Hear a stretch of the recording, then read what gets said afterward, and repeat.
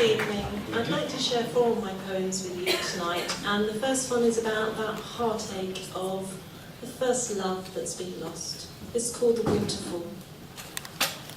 A crystal clear waterfall falls silently from her eyes.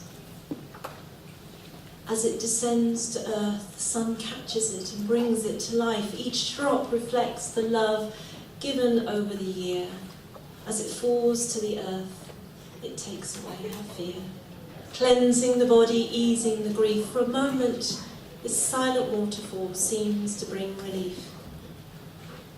But the love planted with tenderness as her life began will guide her through without this initial man. And the waterfall will nourish a seed hidden till now from sight. And it will blossom and bring stability despite this awful plight. And she will be filled with a new inner strength so deep, there will be no further need for her to sit and weep.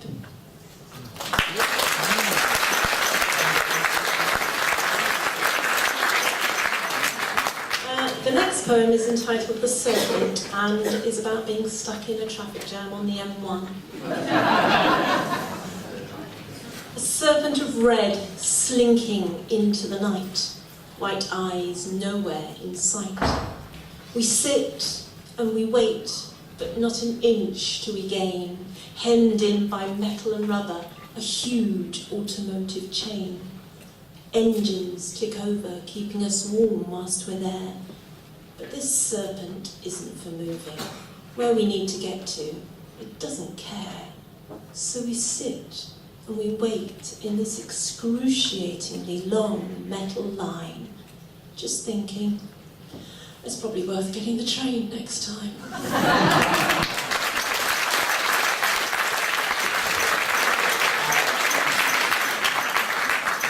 The next poem is from an experience that we had earlier this year. Our 19-year-old son was rushed into hospital suffering from septicemia. He made a full recovery, but this is the poem it generated. It's entitled 6'4".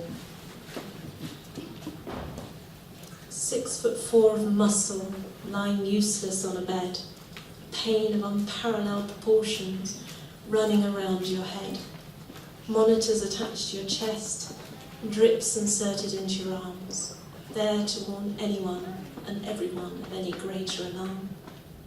I sit and hold your pale hand, there's nothing I can do. God, I wish I could just scoop you up and cuddle you. But you're 6'4" and far too heavy for me now to lift.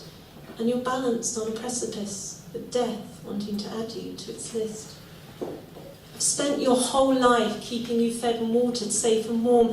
And now I find myself completely impotent. I can't control this storm. I'm just a spectator with my heart beating fast, the stomach in my throat, only to be consulted if you lose the ability to cast your own vote. This infection, microscopic, but its power flying free. I can see it moving under your skin, contaminating with glee. Yesterday you were 6'4", fighting fit. What went so wrong? And now you're completely incapacitated, battling hard.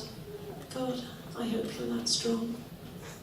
Nurses' shoes squeak as they walk along quiet nighttime wards. Antibiotics and morphine down tubes into your arms are poured. If I leave you just for a moment, I feel such a tortuous physical ache.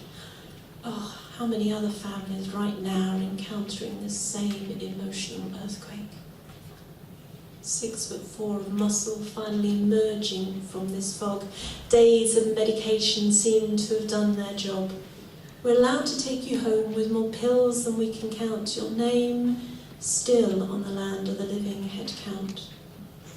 I can't fully describe my feelings. I've been somewhere I never dreamt. I clung on with my fingernails when it seemed it might all be spent. We've been so very lucky. Life has given you another chance. But just think about those for whom this infection is their very last dance.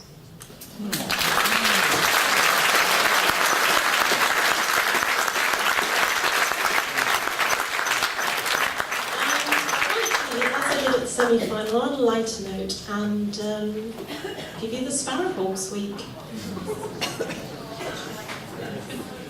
Fancy a nice chaffinch, 'cause they seem to eat the most. Maybe I could bag one for my Sunday roast. And then on Monday, something quite quick. Little house sparrow on a spicy kebab stick. Swallow stew on Tuesday, but there's no need to boast. On Wednesday, I'll be happy with little robin redbreast on toast. Thursday, well, I might just have to cease. One doesn't want to be labelled obese. But back to work on Friday, no rest for the wicked. I'll swoop into number 6 and I'll grab a great fat pigeon. They're quite a job to skin, you know, but worth the extra work because they'll satisfy my appetite. And with the feathers, I can do my own Damien Hirst. That just leaves Saturday, the end of my week. I fancy something that used to go to eat. I could have blackbird curry or tapas with wren, or maybe a magpie or a flipping big hen. Whatever I decide, there's one thing to know. When you're top of the food chain, anything goes.